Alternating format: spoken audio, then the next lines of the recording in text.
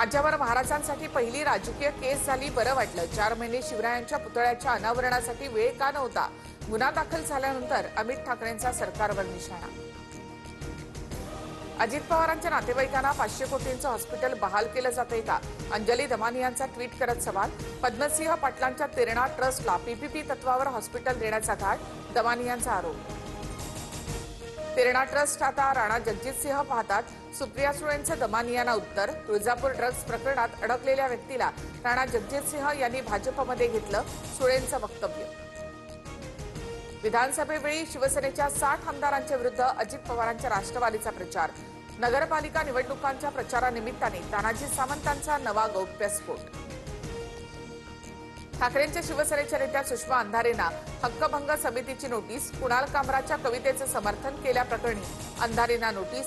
विधानसभा सदस्य रमेश बोरणारे यांनी मार्च महिन्यामध्ये विधिमंडळामध्ये अंधारेंच्या विरोधात गिरगावमधील गुजराती दुकानदार महिलेसोबत उद्धटपणे बोलल्याचा आरोप। फाटकी नोट बदलून देत नसल्यामुळे महिलेसोबत दुकानदाराचा वाद। मनसे पदाधिकाऱ्यांच्या मध्यस्थीनंतर तरुणाने महिलेची